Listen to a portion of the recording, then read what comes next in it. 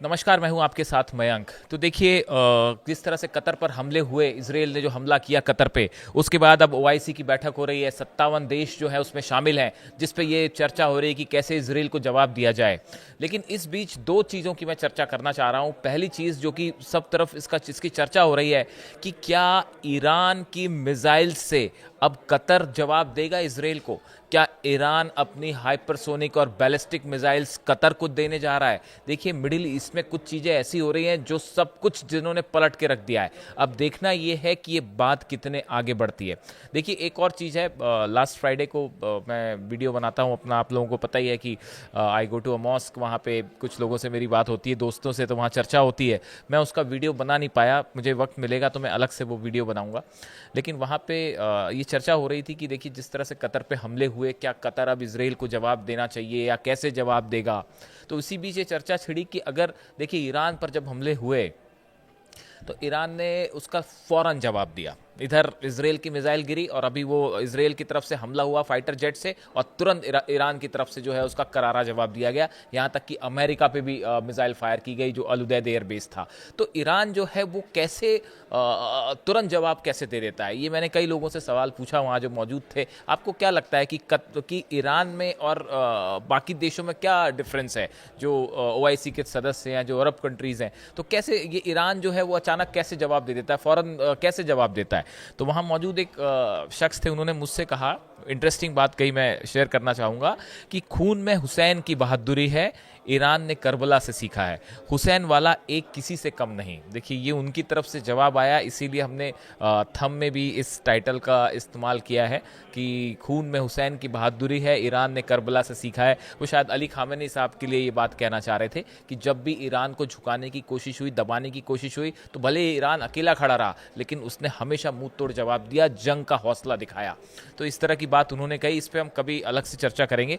फिलहाल जिस बात की सबसे ज़्यादा चर्चा हो रही है वो ये हो रही है कि क्या ईरान अपनी मिसाइल्स कतर को देने जा रहा है। अब ये सवाल उठा कहाँ से, देखिए ईरान के लॉ मेकर है मुज्तबा ज़ायरी, इनकी तरफ से कहा गया है, he has called on Qatar to expel US forces and host Iranian revolutionary guard hypersonic missiles to counter Israeli threats. इनकी तरफ से ये ईरान के जो लॉ मेकर हैं, सांसद हैं, इनकी तरफ से ये बात कही गई कि कतर को अमेरिका की जो फोर्सेस हैं उसको बाहर कर देना चाहिए, और आईआरजीसी जो है, ईरान की जो रेवोल्यूशनरी गार्ड है, इसको अपने यहाँ तैनात करनी चाहिए, ईरान की मिसाइल्स अपने आप तैनात कीजिए।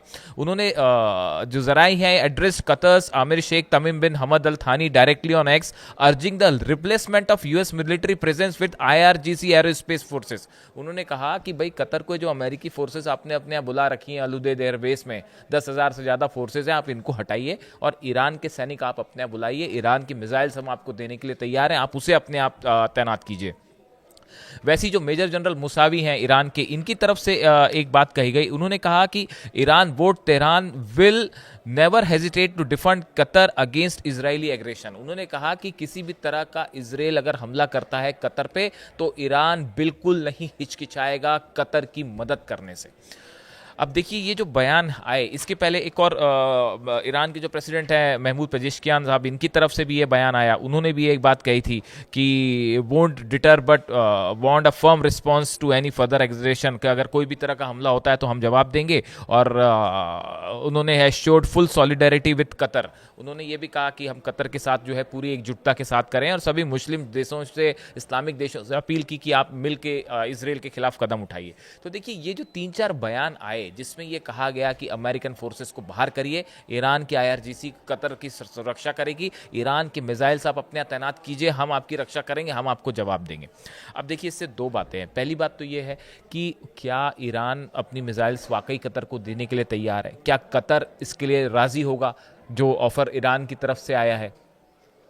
एक बात तो ये है कि ये होगा या नहीं होगा, इस पे काफ़ी सारे लोगों की अलग राय हो सकती है। ओआईसी की बैठक भी चल रही है आज, उसमें भी जो है 57 देश इस पूरे मामले पे चर्चा कर रहे हैं। लेकिन देखिए एक जो बड़ी चीज़ हुई, वो बड़ी चीज़ ये हुई कि जिस तरह से कतर पर हमला हुआ उसके बाद मुस्लिम देश जो है, 57 इस्लामिक देश हैं, इनका विश्वास कहीं ना कहीं डोल गया है अमेरिका के ऊपर। खासकर कतर का, कि क्या हमारी रक्षा करने के लिए वाकई अमेरिका है वहाँ पे, और जिस तरह से इसराइल ने हमला किया एलाई होने के बाद भी अमेरिका ने सही वक्त पे इन्फॉर्म नहीं किया, इसको लेकर काफ़ी सारा गुस्सा देखा जा रहा है, ऐसा कई लोगों की राय है। अब देखिए इस सिचुएशन में ईरान की एक एक्सेप्टेंस जो है इंटरनेशनल लेवल पे वो बहुत तेजी से बढ़ी है। आप देखिए जिस तरह से हमले हुए ईरान के ऊपर, ईरान अकेला लड़ता रहा, लोगों ने उसको क्रिटिसाइज किया, ईरान बार बार कहता रहा कि हमारी सॉवरेंटी के खिलाफ ये हमला है, हमारे आज़ादी के खिलाफ हमला है। अब वही हमला जब कतर के ऊपर हुआ तब सब लोगों को ये महसूस हुआ, कई कंट्रीज ये महसूस कर रही हैं कि वाकई ईरान सही था और ईरान के ऊपर हमले गलत हुए थे। एक इंटरनेशनल स्तर पर आप देखिए ये ईरान की स्ट्रॉन्ग डिप्लोमेसी का नतीजा है कि आज ईरान के लिए बड़ा समर्थन अंतर्राष्ट्रीय स्तर पर जुटना शुरू हो गया है। इसके अलावा आप देखिए कि ये जो बात है जहाँ तक कि कैसे जवाब दिया जाएगा, क्या डिफरेंस है ईरान में और दूसरे देशों में, इसको लेकर एक छोटी सी राय सामने आई है। कुछ लोगों का मानना ऐसा है, देखिए लंदन के किंग्स कॉलेज के स्कॉलर हैं, मिडिल ईस्ट एक्सपर्ट हैं एंड्रियास क्रेग, इनका कहना ऐसा है कि कतर जो है वो जंग नहीं करेगा और डिप्लोमेसी या कानूनी तरीके से ही वो इसराइल को जवाब देने की कोशिश करेगा। इसकी एक बड़ी वजह यह है कि अमेरिका एलाई है, अमेरिका से सुरक्षा की गारंटी लेते हैं वो, तो अमेरिका के खिलाफ नहीं जाएंगे। तीसरी बात है अमेरिका से रिश्ते खराब होने का डर होगा, इसलिए भी जो है वो शायद इसराइल पर हमला ना हो।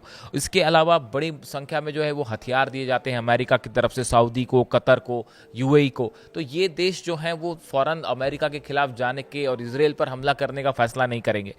दूसरा, ईरान के साथ कंफर्ट लेवल अब बढ़ना शुरू हुआ है, लेकिन अभी भी बहुत स्ट्रैटेजिक लेवल पर पार्टनरशिप नहीं है, इसलिए भी शायद ईरान वाला जो मिसाइल वाला ऑफर है वो उतना प्रैक्टिकल ना हो।